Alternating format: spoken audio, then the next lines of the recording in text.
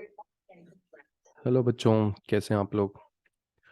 So we have the DPP1 of collision and we have question number 1। बेटा ये कहता है n small balls each of mass m impinge elastically each second on a surface with velocity u. The force experienced by the surface will be. बेटा let's say this is a surface और n number of balls each second impinge हो रही हैं। impinge होने का मतलब हुआ कि जैसे एक बॉल आई और इससे स्ट्राइक करने के बाद इससे चिपक गई। हम्म तो क्या होगा बेटा, एक बॉल की वजह से जैसे यू वेलोसिटी से आई और फाइनल वेलोसिटी 0 हो गई, तो चेंज इन मोमेंटम क्या होता है? Final minus initial. तो फाइनल तो हो जाएगा 0 और इनिशियल हो जाएगा m इंटू यू। ठीक है, m मास की बॉल है ना, तो इनिशियल मोमेंटम एम यू होगा और फाइनल मोमेंटम 0। तो change in momentum because of one ball is m u. तो n नंबर ऑफ बॉल्स की वजह से जो नेट चेंज इन मोमेंटम होगा that will be n times m u. ठीक है, और फोर्स इज इक्वल्स टू क्या होता है बेटा? फोर्स बराबर होता है change in momentum divided by time. और उन्होंने टाइम के लिए 1 सेकेंड लिया हुआ है, पर सेकेंड लिखा है ना, ईच सेकेंड। ईच सेकेंड मतलब 1 सेकेंड, तो बेटा ये आपका फोर्स आ जाएगा। ठीक है, दिस विल बी फोर्स। अभी हमें मैग्नीट्यूड ऑफ फोर्स, क्योंकि ऑप्शन में कहीं भी माइनस नहीं दिया है, इसलिए हम लोग ये वाला मैग्नीट्यूड टिक कर देंगे। ठीक है, then we have question number 2। Particle of mass moving with speed of 6। अभी इसमें क्या है बेटा, कैपिटल एम जो मास है ना, उसकी स्पीड को 4 लेके चलना है। इसमें करेक्शन है, कह रहा है if m is very very less than capital M then for one dimensional elastic collision speed of the lighter particle after collision. क्या होगा कि एक छोटा मास है वो 6 की स्पीड से चल रहा है और बड़ा मास जो है वो 4 की स्पीड से चल रहा है।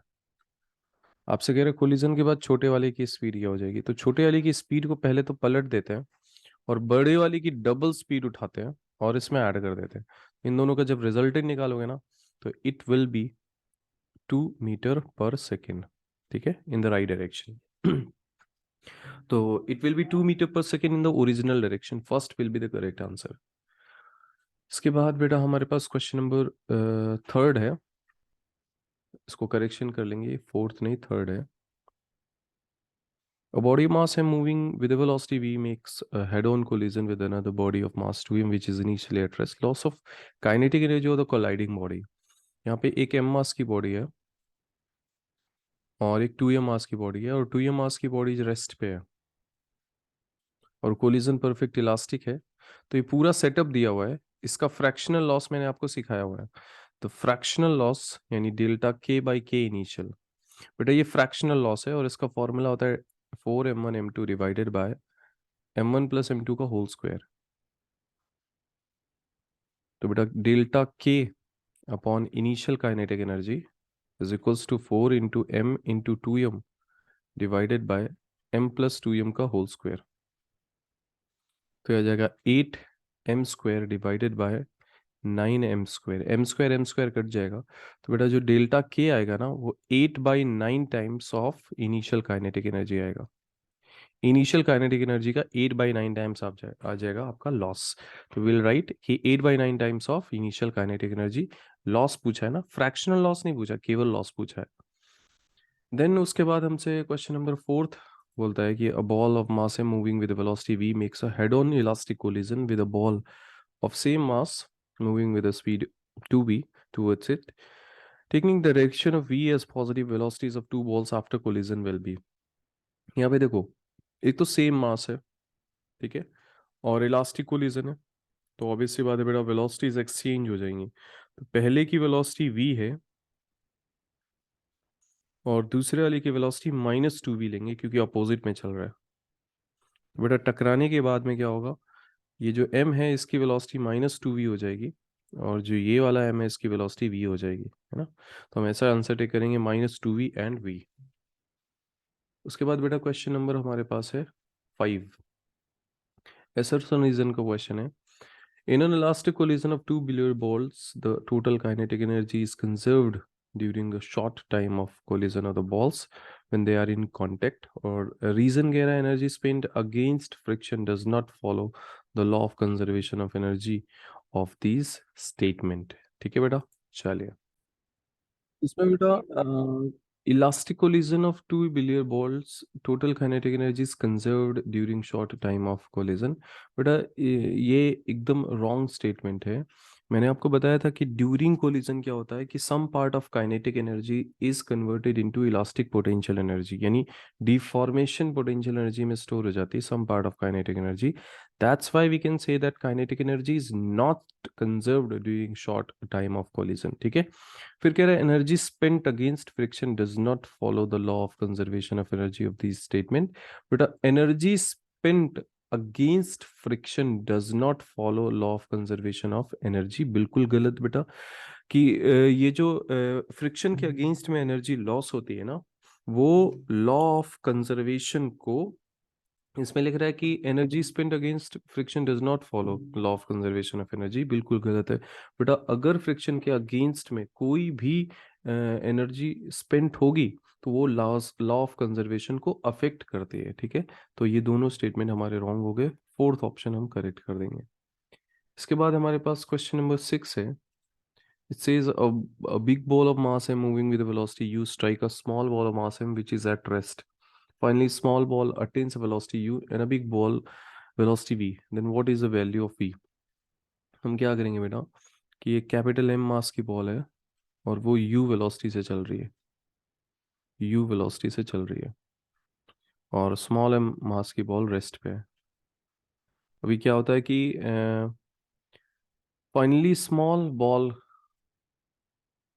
अटेन्स अ वेलोसिटी u, यानी कि कैपिटल एम वाले की वेलोसिटी v हो जा रही है और स्मॉल वाले की वेलोसिटी हो जा रही है u। तो इसमें क्या करना है बेटा, मोमेंटम कंजर्वेशन लगा दो। Capital M into u plus zero is equals to capital M into v plus small m into u. तो बेटा v निकालना है तो हम capital M into u minus small m into u बराबर कैपिटल M इंटू वी कर देंगे। तो v बराबर हो जाएगा capital M minus small m into u divided by capital M। This is your answer बेटा। करेक्शन कर लेंगे, इसमें गलत आंसर दिया है। जो हमारा फर्स्ट ऑप्शन है ना, इसमें नीचे कैपिटल एम कर लो, यही आंसर हमारा सही हो जाएगा। Then we have question number 7। हमसे बोलता है कि car of mass 400 kg and travelling at the speed of 72 crashes into a truck of mass 4000 kg traveling at 9 kilometer per hour in the same direction. The car bounces back at a speed of 18. The speed of the truck after the impact is। इसमें देखो क्या कह रहा है बेटा, 400 kilo की एक car है, 400 kg की कार है और वो 72 की स्पीड से रन कर रही है, और उसके आगे एक 4000 किलो का ट्रक है और उसकी स्पीड 9 किलोमीटर पर आवर है। एंड क्रैश होता है, क्रैश होने के बाद ये जो कार है ना, 400 केजी की जो कार है, it bounces back with speed of 18 kilometre per hour. आपसे कह रहा है ट्रक की स्पीड क्या होगी, 4000 kg वाले की स्पीड क्या होगी। तो बेटा इसकी स्पीड हम v मान लेते हैं। We will use the momentum conservation कि इनिशियली 400 इंटू 72 मोमेंटम था कार का, प्लस 4000 इंटू 9 ये मोमेंटम ट्रक का था, और फाइनली 400 इंटू माइनस 18 ये मोमेंटम कार का है। तो हमें मोमेंटम लिखना पड़ेगा ट्रक का 4000 इंटू वी। तो बेटा यहाँ से सॉल्व करके क्या आपका वी आ जाएगा। ठीक है, ये आप सॉल्व कर लोगे, आपको v मिल जाएगा। देखो अगर चाहो तो इसको इस साइड ले जाओ, थोड़ा 400 कॉमन लेके अगर तो 72 प्लस 18 आएगा, एंड ये आपका हो जाएगा 36,000 बराबर 4000 इंटू वी। और ये बेटा हो जाएगा 72 और ये 90 हो जाएगा, और 36 यानी 72,000 टोटल आएगा। और 72,000 को आप 4000 से डिवाइड कर दो, एक दो तीन, एक दो तीन, और ये आपका आ जाएगा v। तो जब इसको कैंसिल करेंगे तो 4 और 8 18, v आपका 18 आ जाएगा। This will be your correct answer. ठीक है बेटा, इसके बाद फिर आगे बढ़ेंगे। क्वेश्चन नंबर 8 हमसे कहता है स्मूथ स्फीयर, एक स्मूथ स्फीयर है, मास कैपिटल है, moving with velocity u directly collides elastically with another sphere mass m at rest. After collision their final velocities are v and v. The value of small v पूछा है। तो बेटा इसमें क्या है, capital M मास है and this capital M mass moving with a velocity u. Collides elastically with another sphere m at rest, ये हमारा रेस्ट पे है। After collision their final velocities are, capital M की फाइनल वेलोसिटी v है और small m की final velocity small v है। ठीक है, अभी कह रहा है स्मॉल v की वैल्यू बताओ। Then we will use momentum conservation, capital M into u plus zero is equals to capital M into v plus small m into small v। ठीक है, और हमसे ये जो आंसर पूछ रहा है ना, ये कैपिटल V इसमें नहीं आना चाहिए, यानी इस u के टर्म्स में हमसे पूछ रहा है। ठीक है, तो हम क्या करेंगे कि u के टर्म्स में अगर निकालना है तो we will use that formula, क्योंकि कोलिजन कैसा है जरा देखेंगे। Smooth sphere of mass m moving with velocity u directly, elastic collision है, इलास्टिक कोलिजन है। इसका मतलब हमें ये निकालना है ना, ये मतलब v2, बट इसको v2 कहते हैं, है ना। तो v2 वाला फॉर्मूला लगा दो कि m2 minus E M one, यानी m1, क्योंकि e की वैल्यू 1 हो जाएगी ना, upon m1 plus m2 into u2, और u2 जीरो है तो पहला टर्म तो जीरो हो जाएगा, दूसरे टर्म में आता है 2m1 upon m1 plus m2 into u1, और u1 की जगह u आ जाएगा। तो बेटा v2 मतलब small v is equals to 2 into capital M, m1 की जगह कैपिटल M आ जाएगा, नीचे आएगा capital M plus small m into you. So that's your correct answer. तो बेटा ये आपका आंसर आ जाएगा। आप चाहो तो कैपिटल M से इसको डिवाइड कर दो, क्योंकि इस फॉर्मेट में चाहिए ना। तो 2u कैपिटल M से डिवाइड करोगे तो capital M upon capital M 1 हो जाएगा, और small m upon capital M आ जाएगा। ये आपका करेक्ट आंसर, थर्ड आपका करेक्ट आंसर हो जाएगा। उसके बाद हमसे क्वेश्चन नंबर कह रहा है कि नाइन्थ नंबर क्वेश्चन देखो क्या कह रहा है। Sphere mass 0.1 kg is attached to a cord of 1 metre length and starting from height of its point of suspension, this sphere hits a block of same mass at rest on frictionless stable. In if the impact is elastic, then kinetic energy of the block after collision will be। देखो इस सीधा सीधा question देखो बेटा क्या कह रहे हैं कि ये जो स्फीयर है ना, ये 0.1 kg का है, and it is attach to 1 metre cord, 1 metre की कॉर्ड से अटैच किया, starting from height of its point of suspension. Point of suspension ये है ना, इसी हाइट से हमने इसको स्टार्ट किया। मेरा क्या होगा जब ये नीचे जाएगा ना, तो इसकी जो पोटेंशियल एनर्जी है that will be converted into kinetic energy. तो हम ऐसा कह सकते हैं यहाँ की पोटेंशियल बराबर यहाँ की काइनेटिक। तो पोटेंशियल कितनी होगी, mgh बराबर kinetic energy at the bottom. और m की जगह 0.1 लिखेंगे, g की जगह 10 लिखेंगे, h की जगह 1 मीटर, क्योंकि 1 मीटर ऊपर है ना ये पॉइंट, और ये पॉइंट कितना ऊपर है, 1 मीटर, यानी धागे की लंबाई के बराबर, बराबर काइनेटिक एनर्जी। तो काइनेटिक एनर्जी हमको कितना मिल जाएगा, 1 जूल। तो बेटा 1 जूल की काइनेटिक एनर्जी है। अभी क्या होगा, परफेक्ट इलास्टिक कोलिजन अगर होगा और सिमिलर मासेस हैं, तो इसकी पूरी पूरी 100% काइनेटिक एनर्जी इसको ट्रांसफर हो जाती है, तो ये वाला हमारा रेस्ट में आ जाएगा, और अपनी पूरी 1 जूल की काइनेटिक एनर्जी इसको ट्रांसफर कर देगा। तो हम कहेंगे कि if the impact is elastic then kinetic energy of the block after collision will be 1 joule. इसके बाद हमसे क्वेश्चन पूछ रहा है 10 नंबर। Block sorry, a ball moving horizontally with a speed of v strike the bob of simple pendulum at rest. The mass of the bob is equal to that of the ball. If the collision is elastic, the bob will rise to height of how much? देखो एक ball है जो v speed से टकराती है, v speed से टकराती है, और mass of the bob is equal to that of the ball and collision elastic है। तो ऑब्वियस सी बात है कि अगर m मास की बॉल, अगर m मास की बॉल v वेलोसिटी से आके टकराए सिमिलर मास से, तो कोलिजन के बाद क्या होगा, ये वाली बॉल रेस्ट में आ जाएगी, और ये वाली बॉल आपकी v वेलोसिटी से चलेगी। और अगर v वेलोसिटी से चल रही है तो कितनी मैक्सिमम हाइट तक राइज कर सकती है। ऑब्वियस सी बात, अगर ये पेंडुलम से ऐसे बंधी हुई है, अगर पेंडुलम से बंधी हुई है तो हम एनर्जी कंजर्वेशन लगा के इसकी मैक्स हाइट निकाल सकते हैं। Let's say h max height तक राइज करता है, तो यहाँ पे वेलोसिटी जीरो हो जाएगा। तो ये जो हाइट आपको निकालना है ना, एच मैक्स, ये H max, how will you find that? But आप क्या करोगे, initial kinetic energy is equals to final potential energy, M G H max, M से एम कट जाएगा, आपका वी स्क्वायर बराबर, सॉरी एच मैक्स पूछा है ना, तो एच मैक्स आपका आ जाएगा V square by two G. That's your final answer, V square by two G. ठीक है। उसके बाद क्वेश्चन नंबर 11 हमसे कह रहे हैं कि moving body with a mass m1 strike a stationary body of mass m2. The masses m1 and m2 should be in the ratio m1 by m2 so that as to decrease the velocity of the first body 1.5 times assuming a perfectly elastic impact. इसमें बेटा एक मास है आपका m1 और दूसरा मास आपका है m2, है ना, और ये रेस्ट पे है। इसकी वेलोसिटी लेट्स से हम मान लेते हैं कि u1 है ना, और कह रहा है कोलिजन के बाद में m1 की वेलोसिटी को हमें 1.5 टाइम्स डिक्रीज करना है। तो m1 बाई m2 का रेशियो क्या होना चाहिए? कह रहा है masses m1 and m2 should be in the ratio of m1 by m2 so as to decrease the velocity of the first body 1.5 times. इसका मतलब इसकी जो भी वेलोसिटी थी उसको 1.5 टाइम्स डिक्रीज करना है, यानी 1.5 से हमें डिवाइड करना है। तो सीधी सीधी बात है, ये v1 हो गया ना, तो आप v1 वाला फॉर्मूला लगा दो। v1 बराबर क्या होता है?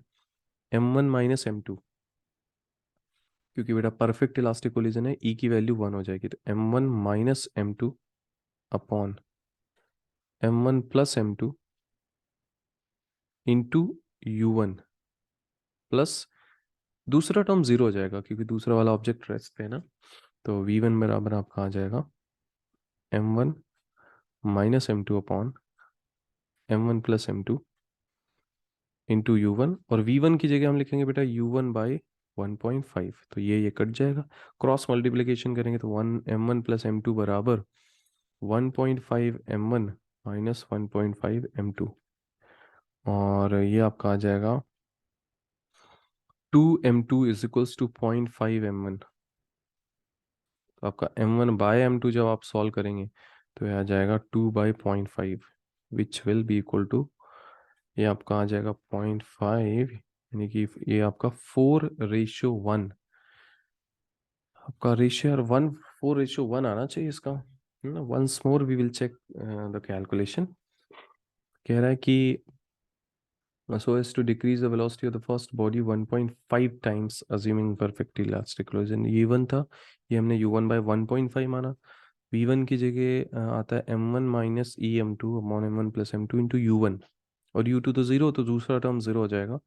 v1 की जगह u1 बाई 1.5, u1 कट गया, m1 plus m2 1.5 m1 minus 1.5 m2, और ये इस साइड जाएगा, तो ये 1.5 प्लस 1, ओ ये 2.5 होगा, sorry calculation mistake. 2.5 m2 is equals to 0.5 m1, तो m1 बाय m2 आपका आ जाएगा 2.5 बाई 0.5। ठीक है, 5:1 आ जाएगा विच इज थर्ड। ठीक है, देन वी हैव क्वेश्चन नंबर 12। 12 नंबर हमसे कहता है 6 identical balls are lined in a straight groove made on a horizontal frictionless surface as shown. Two similar balls each moving with a velocity v collides with a row of 6 balls from left. इसमें ना बेटा ध्यान से अगर देखोगे तो identical सभी balls हैं। ये दो बॉल्स जब जाके टकराएंगे ना, तो पहले इन दो के साथ जब इम्पैक्ट होगा तो हम ऐसा इमेजिन करते हैं दो दो करके, है ना, तो अपनी पूरी वेलोसिटी इनको दे देंगी और ये वाली बॉल्स रेस्ट में आ जाएंगी, ये आपकी रेस्ट में आ गई। फिर ये वाली दो जो है अगली दो को जब धक्का देंगी ना, तो इन दो को अपनी वेलोसिटी दे देंगी और ये खुद रेस्ट में आ जाएंगी, तो ये चलने लगेंगी। और फिर ये धक्का देंगी इनको, तो ये दोनों चलेंगी और ये आ जाएगी रेस्ट में। तो फाइनली ये 6 बॉल्स आपकी रेस्ट में होंगी और ये दोनों जो हैं आगे भागेंगी उसी स्पीड से जिससे कि ये आ रही थी, यानी v वेलोसिटी से आगे भागेगी। तो हम क्या कहेंगे, 1 ball from the right roles out, गलत। 2 balls from the right roles out with speed v each, and remaining balls will remain stationary। ये आपका सही ऑप्शन है। ठीक है, उसके बाद हमसे क्वेश्चन नंबर 13 बोलता है moving mass of 8 kg collides elastically with a stationary mass of 2 kg if E is the initial kinetic energy of the mass, kinetic energy left with it after collision। left with it मतलब retained पूछा है बेटा, है ना, जो बची हुई kinetic energy. तो 8 किलो का मास है आपका, 8 kg का मास है, एंड 2 kg की स्टेशनरी मास से टकराता है। 2 kg का स्टेशनरी मास यानी कि स्पीड 0 से टकराता है। और if E is the initial kinetic, इसके पास टोटल इनिशियल कितनी थी, ई। ठीक है, आपसे कहता है कि कितनी एनर्जी रिटेन होगी, तो सबसे पहले हम फ्रैक्शनल लॉस निकालेंगे, है ना। फ्रैक्शनल लॉस क्या होता है? फ्रैक्शनल लॉस को मैं सीधा लिखता हूँ एक्चुअली में। फ्रैक्शनल लॉस मतलब delta k by k initial is equals to 4 into 8 into 2 by 8 + 2 का होल स्क्वायर। तो डेल्टा के डिवाइडेड बाय के इनिशियल इज इक्वल्स टू, ये हो जाएगा 64 डिवाइडेड बाय 8 × 2 = 10 यानी कि 100। ये आपका हो गया फ्रैक्शनल लॉस। तो बेटा फ्रैक्शनल लॉस ये है, तो फ्रैक्शन रिटेन्ड फ्रैक्शन क्या होगा? रिटेन्ड फ्रैक्शन, रिटेन का फ्रैक्शन, रिटेन का फ्रैक्शन होगा 1 - 64/100 यानी कि आपका हो जाएगा 36/100 यानी कि 0.36 आ जाएगा। यानी रिटेन्ड फ्रैक्शन आपका 0.36 आएगा। ठीक है, उसके बाद क्वेश्चन नंबर 14 हमसे कहता है कि neutron travelling with velocity v and kinetic energy E collide perfectly elastic head-on with the nucleus of an atom of mass number A at rest. Fraction of total energy retain पूछा है बेटा। तो neutron का मास हम 1 मान के चलते हैं, मैंने आपको क्लास वर्क में भी बताया था। और दूसरा मास बेटा A है, मतलब जो हमारा दूसरा एटम है उसका मास नंबर A है, और ये चलता है और ये रेस्ट पे है, कोलिजन परफेक्ट इलास्टिक है। आपसे फ्रैक्शन पहले लॉस बताना है। तो फ्रैक्शनल लॉस होता है 4 × 1 × A डिवाइडेड बाय 1 + A का होल स्क्वायर। लेकिन रिटेन पूछा है, तो रिटेन का फ्रैक्शन कैसे निकालेंगे? रिटेन का फ्रैक्शन निकालने के लिए 1 - 4A डिवाइडेड बाय 1 + A का होल स्क्वायर। 1 + A का whole square -4A divided by 1 + A का होल स्क्वायर। तो जब आप बेटा ऊपर सॉल्व करोगे तो 1 - A का होल स्क्वायर आएगा, नीचे सॉल्व करोगे तो 1 + A का होल स्क्वायर। तो ये आपका करेक्ट आंसर आ जाएगा। ठीक है, इसके बाद क्वेश्चन नंबर 15 हमसे पूछा है। क्वेश्चन नंबर 15 हमसे देखो क्या कह रहा है। कह रहा है कि neutron with 0.6 MeV kinetic energy directly collide with stationary carbon nucleus mass number 12 fraction, sorry the kinetic energy जो कार्बन न्यूक्लियस आफ्टर कोलिजन। तो ध्यान से सुनना बेटा, ये न्यूट्रॉन है, न्यूट्रॉन का मास नंबर 1 होता है और कार्बन का मास नंबर 12 है। ठीक है, और इसकी काइनेटिक एनर्जी कितनी, 0.6 MeV।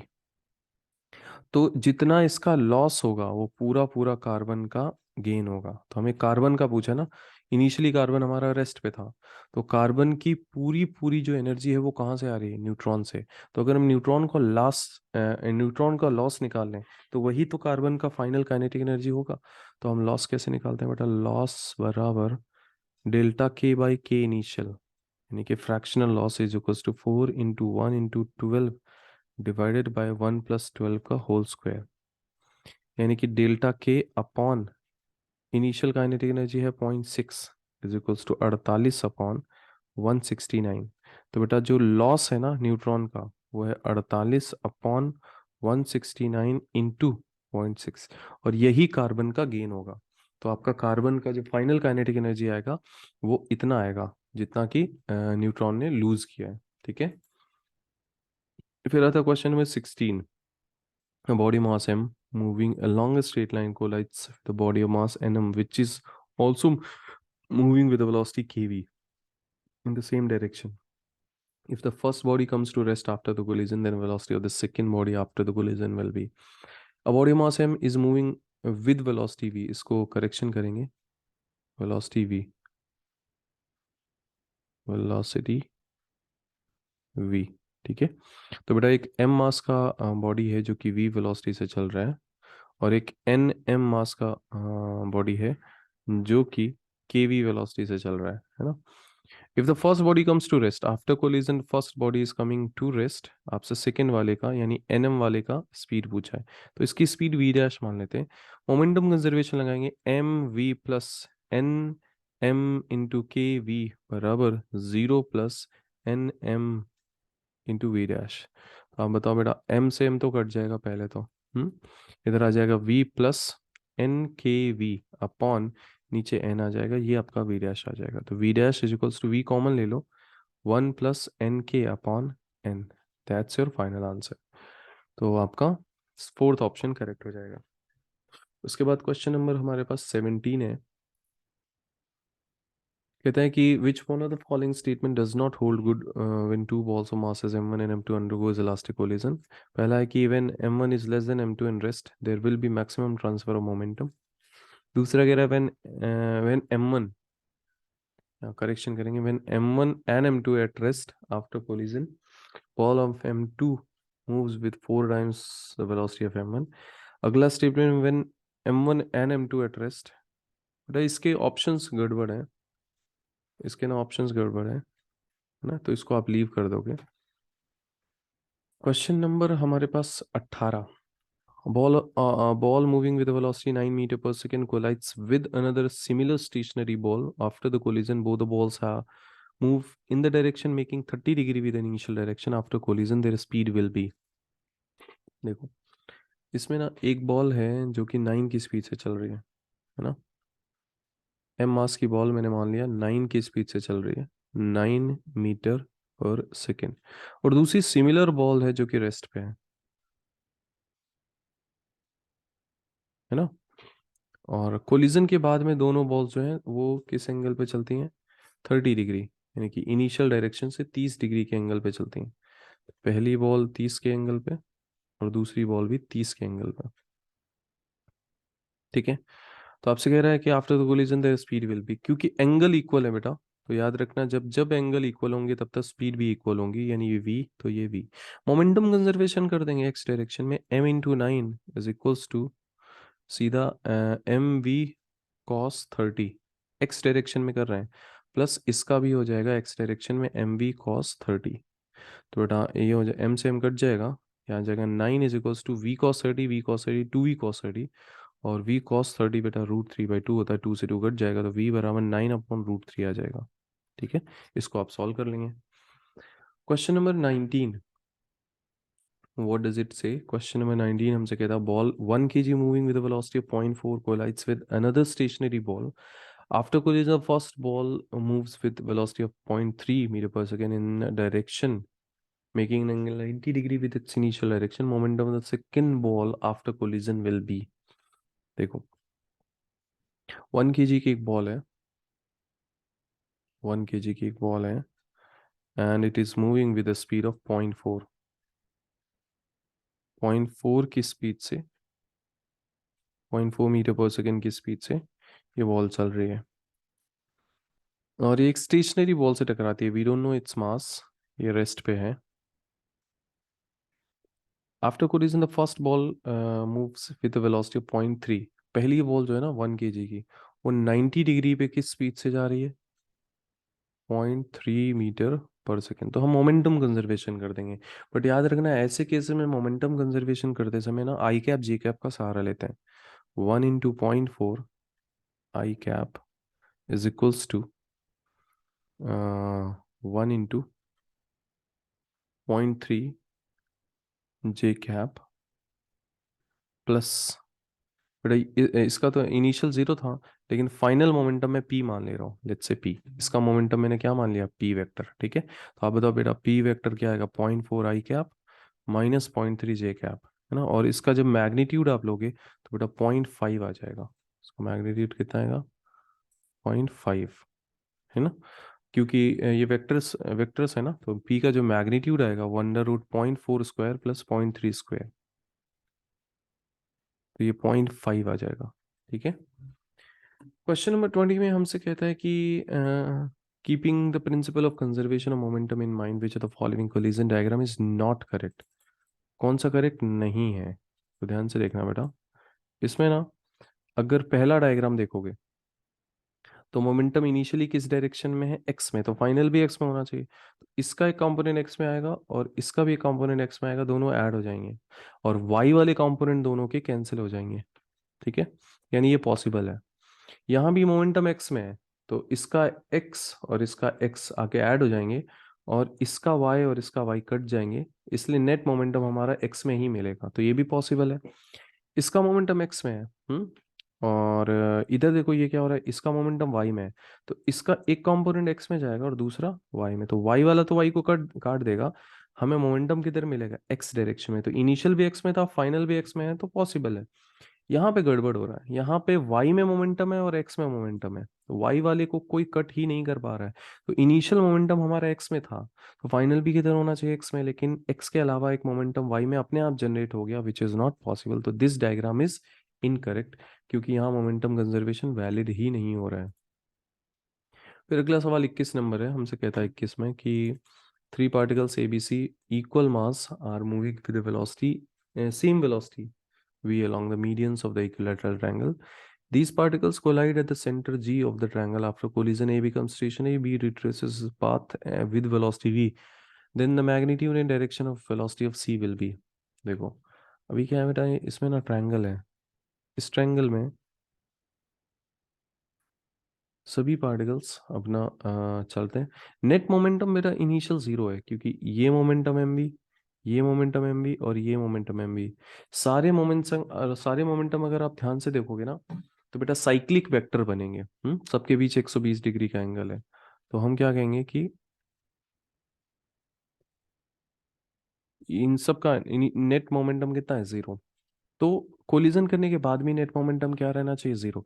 अभी कोलिजन के बाद ए तो रेस्ट पे आ गया, तो बी और सी मिलके नेट मोमेंटम जीरो बनाने चाहिए ना, तो बी हमारा रिट्रेस कर रहा है वी की स्पीड से अपना रास्ता, तो सी को आपका ऐसा जाना चाहिए वी की स्पीड से। क्यों? क्योंकि नेट मोमेंटम इनिशियली क्या था, zero. Initial net momentum is zero, तो final net momentum must be equal to zero, और उसको जीरो करने के लिए अगर बी जा रहा है इस तरफ वी की वेलोसिटी से, तो सी को जाना चाहिए अपोजिट में वी की वेलोसिटी से। ठीक है, तो अगर देखा जाए तो मतलब ये आंसर होना चाहिए speed v n opposite to B, है ना। उसमें गलत दिया बेटा, इसका करेक्शन आप कर लोगे, v n opposite to B. ठीक है, then we have question number 22। ball a ball b1 of mass m moving northward with a velocity v collide elastically with another ball b2 of same mass but moving eastward with the same velocity v. Which of the following statement will be true? Comes to rest but moves, बेटा इसके options incorrect हैं, so you will leave this, इसका incorrect options है। उसके बाद हमारे पास 23 number question है। A body of mass 40 kg having velocity 4 meter per second collides with another body of 60 kg having velocity 2 meter per second. If the collision is inelastic, loss in the kinetic energy will be. जब वो बोलें कि collision inelastic है, मतलब आप perfect inelastic मान के चलो। ठीक है, तो लॉस का फॉर्मूला हमें पता है। लॉस का फॉर्मूला क्या होता है, half m1 m2 divided by m1 plus m2 into u1 minus u2 का होल स्क्वायर, और 1 - e²। अभी ई तो जीरो ले लेंगे, अदरवाइज फिर ये क्वेश्चन सॉल्व ही नहीं होगा अगर आपने ई जीरो नहीं लिया। ठीक है, तो हम क्या करेंगे, half into 40 into 60 divided by 40 plus 60, और u1 माइनस u2 यानी कि 4 - 2 का whole square. Will you solve it now? आप इसको सॉल्व कर लेंगे और आपको करेक्ट आंसर मिल जाएगा। देन हमारे पास क्वेश्चन नंबर है 24। One sphere collides with another sphere of same mass at rest inelastically. If the value of the coefficient of restitution is 1/2, ratio of their speed after collision will be. देखो, one sphere collides with another sphere of same mass. एक sphere m मास का है और दूसरा भी m मास का है, और वो रेस्ट पे है, केवल इसके पास वेलोसिटी है, लेट्स से u1, है ना। तो कह रहा कि ratio of their speed after collision, तो आफ्टर कोलिजन पहले v1 निकालूंगा मैं, m minus half m1 minus E m2 होता है ना, upon m1 plus m1 plus m2 into u1। अच्छा, दूसरा टर्म जीरो हो जाएगा क्योंकि ये वाला ऑब्जेक्ट रेस्ट पे है। ऐसे v2 जब निकालोगे तो बेटा पहला टर्म जीरो होगा और दूसरा टर्म आएगा m1 प्लस ई m1, ई मतलब हाफ, ई की वैल्यू हाफ दी है बेटा, m1 प्लस ई m1 upon m1 plus m2 into u1। ठीक है, अब इनका रेशियो पूछा है तो हम क्या करेंगे, v1/v2 इज इक्वल्स टू लिखेंगे, ये कट जाएगा, u1 भी कट जाएगा, तो m minus half m upon m plus half m, mm cut जाएगा, ऊपर आएगा 1/2, नीचे आएगा 3/2, तो 1/3 विल बी करेक्ट आंसर। इसके लिए एक स्टार बना के बेटा नोट्स में ही लिख लेना, v1 और v2 का जो रेशियो होता है ना, अगर ऐसी कोई सिचुएशन है, पहला मास चल रहा है दूसरा रेस्ट पे है और दोनों आइडेंटिकल मासेस है, तो 1 माइनस ई अपॉन 1 प्लस ई, ये एक फॉर्मूला होता है दोनों की फाइनल स्पीड का रेशियो का। ठीक है, इज इट ओके? चलिए, उसके बाद बेटा हमारे पास क्वेश्चन है 25 और 26 और 27। बेटा ये क्वेश्चन आप लीव कर सकते हो फिलहाल के लिए, क्योंकि ये क्वेश्चन थोड़े से ऐसा आउट ऑफ द ट्रैक है, तो आप इन क्वेश्चन को फिलहाल लीव कर सकते हो, but still if you want to ask, you can ask me at DSP। Is it okay? That's all, bye bye.